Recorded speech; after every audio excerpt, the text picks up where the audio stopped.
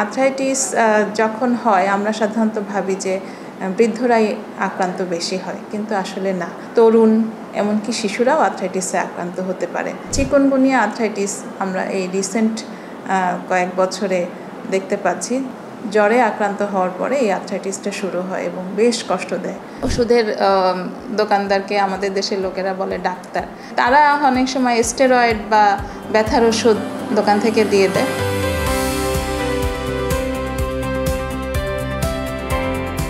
Arthritis হচ্ছে অস্থিসন্ধির প্রদাহ। এর কারণে অস্থিসন্ধি ফুলে যেতে পারে, আমাদের জয়েন্টগুলোতে প্রচণ্ড ব্যথা হতে পারে এবং শক্ত হয়ে যেতে পারে।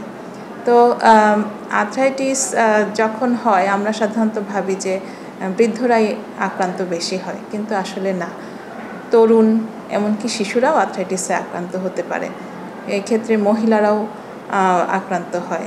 আর্থ্রাইটিসের মধ্যে বিভিন্ন ধরনের আর্থ্রাইটিস আছে। Osteoarthritis, rheumatoid arthritis, spondyloarthritis, psoriatic arthritis, gout, এ ধরনের ভাগে ভাগে অনেক ধরনেরই আর্থ্রাইটিস আছে। তবে চিকুনগুনিয়া আর্থ্রাইটিস আমরা এই রিসেন্ট কয়েক বছরে দেখতে পাচ্ছি, যেটা মানুষকে জ্বরে আক্রান্ত হওয়ার পরে এই আর্থ্রাইটিসটা শুরু হয় এবং বেশ কষ্ট দেয়। মাতৃত্বকালীন সময়ে যদি তার আগে থেকে এসএলই বা রিউমাটয়েড আর্থ্রাইটিস এই ধরনের বাতরোগ থেকে থাকে, তাহলে সেই পেনটা বৃদ্ধি পাওয়া, সেই ব্যথা বৃদ্ধি পাওয়া আমরা সেই রোগের কারণ হিসেবে ধরে নিই। এটা আবার প্রেগনেন্সি শেষ হলে এবং ওজন নিয়ন্ত্রণে চলে আসলে ভালো হয়ে যায়। আর্থ্রাইটিস একেবারে নির্মূল করা সম্ভব নয়, তবে আর্থ্রাইটিসকে নিয়ন্ত্রণ করা সম্ভব। পরিপূর্ণভাবে নিয়ন্ত্রণ করে স্বাভাবিক জীবনযাপন মানুষকে ফিরিয়ে আনা সম্ভব। এবং আর্থ্রাইটিসের জন্য পূর্বের ওষুধের সাথে এখন বর্তমানে অনেক অত্যাধুনিক ওষুধ যোগ হয়েছে।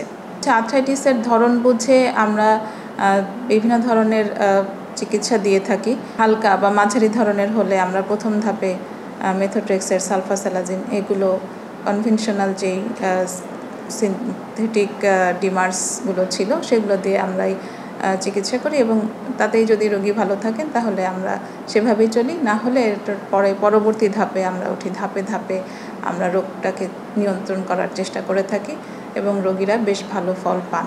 রোগীদের উদ্দেশ্যে বলতে চাই, আর্থ্রাইটিস নিয়ন্ত্রণ কোনো দূরের ব্যাপার না। আর্থ্রাইটিস নিয়ন্ত্রণ করা সম্ভব।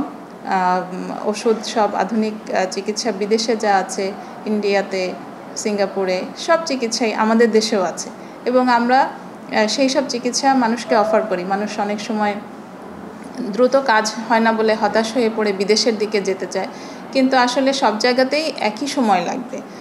চিকিৎসায় ধৈর্য ধরতে হবে, চিকিৎসা পদ্ধতিগুলো গ্রহণ করতে হবে, আর জীবনযাত্রার কিছু পরিবর্তন আনতে হবে। যেমন খাদ্যাভ্যাসে সিগারেট, স্মোকিং, অ্যালকোহল এগুলো যদি থাকে অভ্যাস ত্যাগ করতে হবে।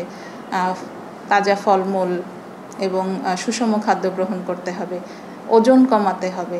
প্রতিদিন কিছু হালকা ব্যায়াম করতে হবে এবং মানসিকভাবে ফ্রেশ থাকতে হবে, ভালো থাকতে হবে। তাহলেই আমরা আর্থ্রাইটিসকে নিয়ন্ত্রণ করতে পারব।